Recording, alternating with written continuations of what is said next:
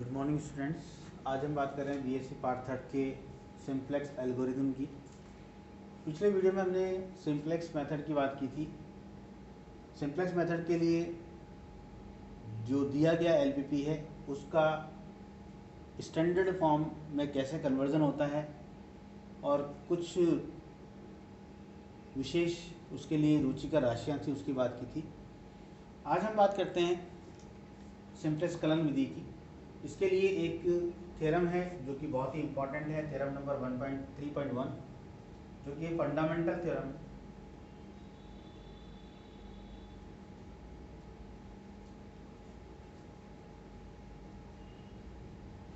On LPP.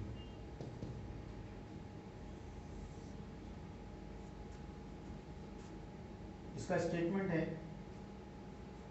If A LPP maximize z equals to cx, ax equal to b and x is greater than equal to 0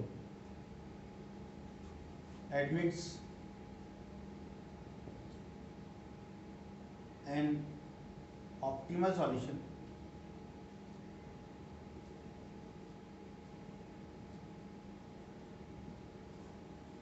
then at least one basic feasible solution is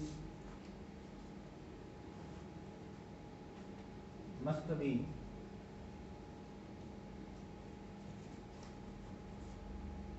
optimal।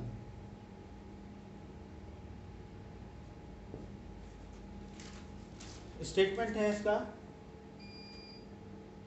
यदि कोई LPP हमें दी हुई है maximum z equal to C X, A X equal to B and X is greater than 0, जो कि standard form में है। इस एलपीपी का यदि कोई ऑप्टिमल सॉल्यूशन होता है, इष्टतम हल विद्यमान होता है, तो वो बेसिक फिजिबल सॉल्यूशन जो है आपके आधारी सुसंगत हल उसी में से कोई एक होता है। इसके बाद हम बात करते हैं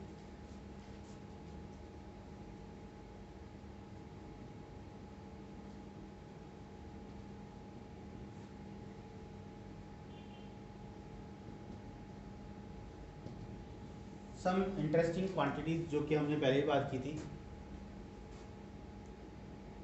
माना एलपीपी आपकी है, माना एलपीपी जो है maximize z equal to C X, A X equals to B and X is greater than equal to 0। ये कोई हमारी एलपीपी है।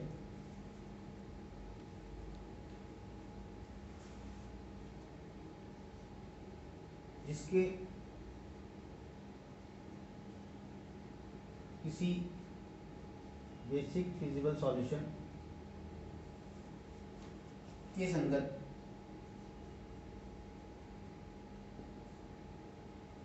आधारी मैट्रिक्स, बेसिस मैट्रिक्स बी हो, तो एक्स बी बराबर बी इनवर्स बी होता है। तो आधारी सुसंगत हल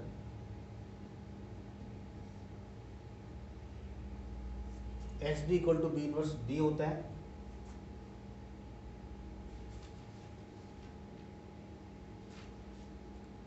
इसके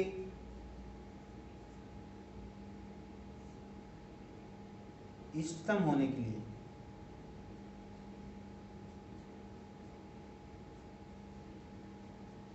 एक इम्पॉर्टेंट पार्ट है। सिंप्लेक्स मेथड का सबसे इम्पॉर्टेंट भाग ही यही है। इसके इष्टतम होने के लिए आवश्यक व पर्याप्त प्रतिबंध यह है कि जेड जे माइनस सी जे, जो कि हमारा होता है C B by J minus C J for all J greater than equal to 0 for all J. ये जो आधारी हल है वो इष्टतम हल होगा यदि Z J minus C J greater than equal to 0 हो, जहां वाई जे जो होता है हमारा, वो हमने पहले ही पढ़ा था, बी इनवर्स अल्फा जे होता है।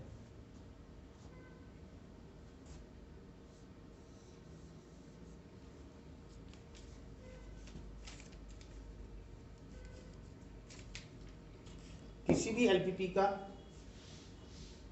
जो सिंप्लेक्स मेथड से हल करने के लिए हमें सबसे पहले प्रारंभिक आधार और प्रारंभिक आधार इकाई की आवश्यकता होती है। तो बेसिक फिजिबल सॉल्यूशन का निर्धारण किस प्रकार किया जाता है?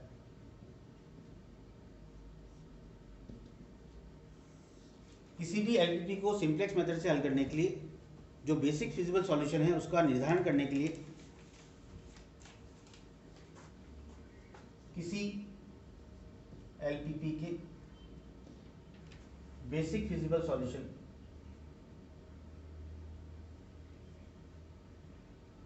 ज्ञात होने पर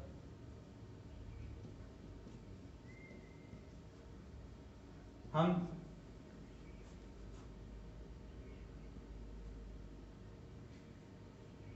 एक उन्नत बेसिक फिजिबल सॉल्यूशन ज्ञात करते हैं करके इष्टतम हल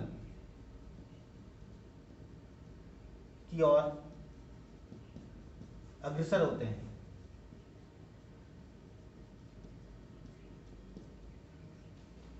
कोई भी एलपीपी है उसका बेसिक फिजिबल सॉल्यूशन हमें एक ज्ञात होने पर हम क्या करते हैं, बार बार उसको इम्प्रूव करते हैं, इम्प्रूव बेसिक फिजिबल सॉल्यूशन ज्ञात करते हैं और ज्ञात करते करते हम कहाँ पहुँचते हैं, बेसिक सॉल्यूशन से जो ऑप्टिमल सॉल्यूशन है उसकी ओर अग्रसर होते हैं, उसकी ओर बढ़ते हैं।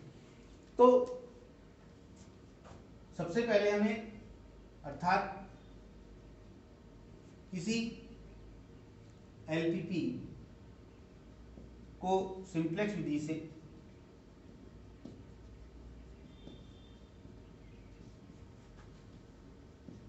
हल करने के लिए हमें एलपीपी का प्रारंभिक आधार निर्धारित करना होता है।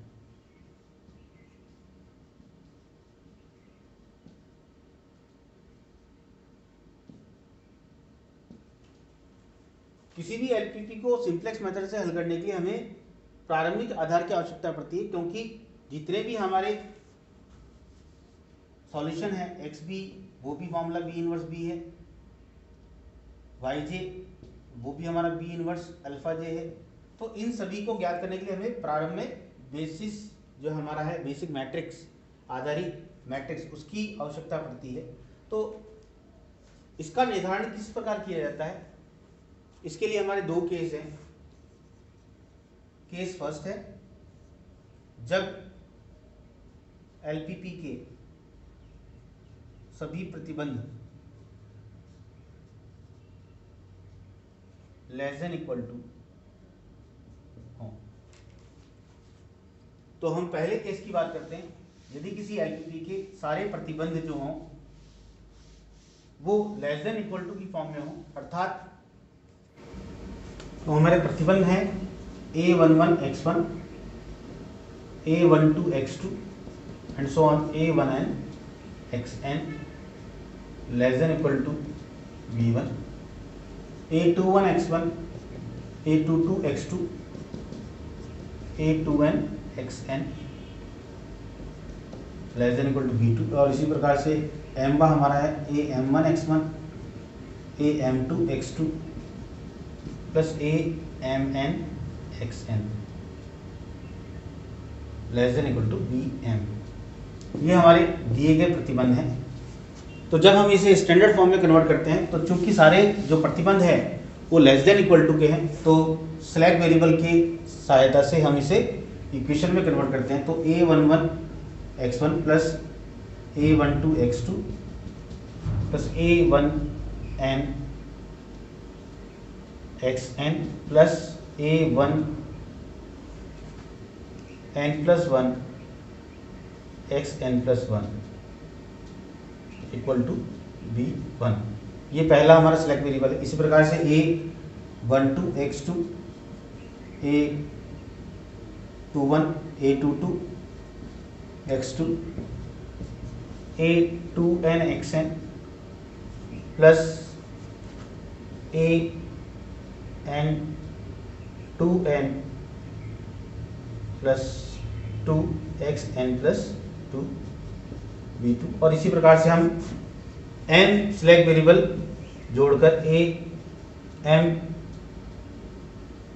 n plus m xn plus m equal to bm, a m1 x1 plus a m2 x2 a mn xn plus so on.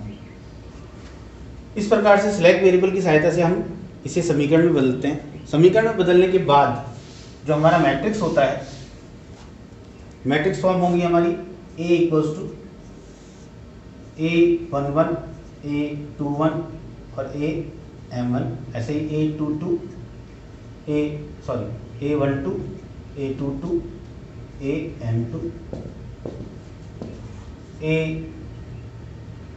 A1n A2n AMn। और जो सिलेक्ट वेरिएबल हमने ऐड किए हैं, पहला सिलेक्ट वेरिएबल हमने पहली रो में ऐड किया तो 1 0 0 0 और ये 0। दूसरा सिलेक्ट वेरिएबल है हमारा दूसरी रो में, तो ये 1 और ये सारे 0 0। इसी प्रकार से जो आखिरी हमारा कंपोनेंट है वो है 0 0 0 और लास्ट में 1। तो ये हमारी इस प्रकार की मैट्रिक्स A बनती है, जिसमें यहाँ से लेकर यहाँ तक ये हमारी इकाई मैट्रिक्स है। तो प्रारंभ में जो हम प्रारंभिक आधार लेते हैं, तो प्रारंभिक आधार के लिए हमें B जो चुनना है हमें वो होता है हमारा E1 E2 E3 up to so on E m plus n। जो हमारा आखिरी EM, ये हमारा प्रारंभिक आधार है, जो कि एक इकाई मैट्रिक्स होता है 1 0 0 0 0 1 0 0 0 0 0 1 और 0 0 सारे। इसी प्रकार से आखिरी 0 0 और लास्ट में 1। ये हमारा इकाई मैट्रिक्स है। और इस इकाई मैट्रिक्स को लेने पर हमें जो XB है हमारा वो B इनवर्स B प्रारंभिक आधारी हल आसानी से प्राप्त हो जाता है, जो कि हमारा B ही होता है। इसी प्रकार से YJ जो हमें कैलकुलेट करना है, YJ बराबर B इनवर्स अल्फा J, तो वो हमारा अल्फा J ही होता है। और ZJ माइनस CJ वो होता है CB YJ minus alpha J। तो जब हमने प्रारंभिक आधार इकाई मैट्रिक्स लिया है, तो इकाई मैट्रिक्स जो हमारा है वो सिलेक्ट वेरिएबल के कारण है, तो सिलेक्ट वेरिएबल की जो कॉस्ट होती है वो 0 होती है, तो ये हमारा माइनस ये CJ होता है। तो ZJ माइनस CJ हमारा क्या आएगा, माइनस CJ। तो ये जो हमारी मेन राशियां हैं वो हम आधारी मैट्रिक्स जो हमारा है बेसिस मैट्रिक्स, उस बेसिस मैट्रिक्स से आसानी से ज्ञात कर सकते हैं। इसीलिए हम हमेशा इकाई मैट्रिक्स का ही चयन आधारी मैट्रिक्स के लिए करते हैं। कल हम दूसरे केस की बात करेंगे, case second. Thank you very much.